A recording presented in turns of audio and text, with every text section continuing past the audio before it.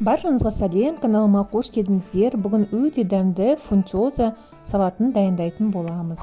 Өзім бірінші рет жасадым, маған қатты ұнады. Қолжетімді ингредиенттерден тұрады. Осындай фунчоза 200 грамдық. Ең алдымен қайнап тұрған суымызға саламыз.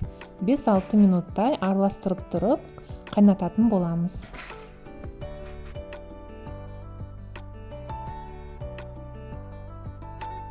Міне достар, 5-6 минут өтті. Енді басқа ыдысымызға осылай саламыз да суық сумен араластырып жуып шайып аламыз.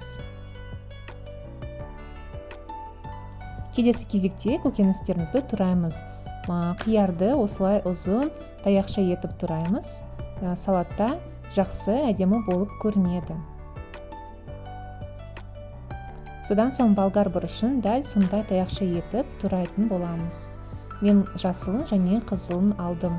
Светофор болгар бұрышын алсаңыз тіптен жақсы болады. Содан кейін сәбізімізді осындай ұзын таяқша өлкіштен өткізетін боламыз.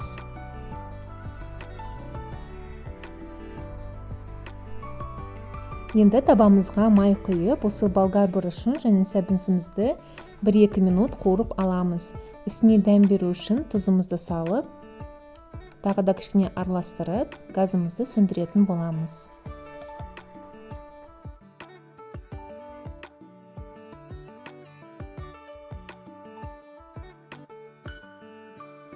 Жеуге ыңғайлы болу үшін осылай пышақтың көмегімен біз кесіп турап аламыз.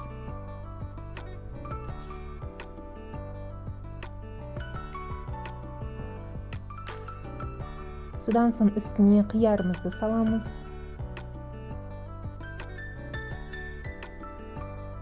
Қуырылған болгар бұрышы мен сәбізді маймен құямыз.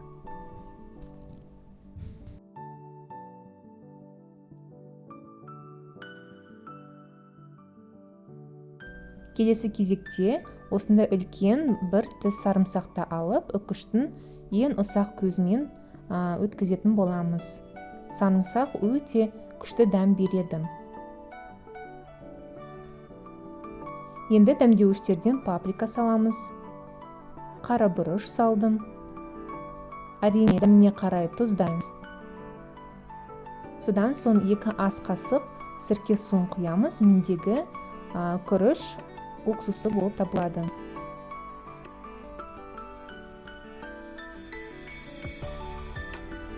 Енді үстіне 2 ас қасық соя тұздығын құямыз. Содан соң барлығын жақсылап араластыратын боламыз.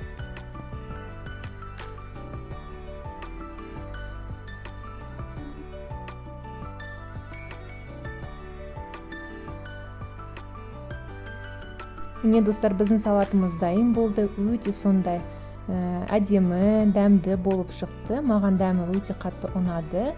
Отбасыңызға және қонақтарыңызға дайындап берсеңіз болады. Тіпті мерекелік дастарханға жасасаңыз өте күшті болып көрінеді. Енді келесі кезекте осылай тарелкемізге саламыз да үстін сәндейтін боламыз. Мен үстіне қара күнжіті септім, өте әдемі болып көрінеді. Сеппесеңіздер де болады. Егер сіз жаңа көрермен болсаңыз, каналыма жазылып, лайктеріңізді аямаңыздар. Сіздермен болған айым. Қош сау болыңыздар, ас болсын.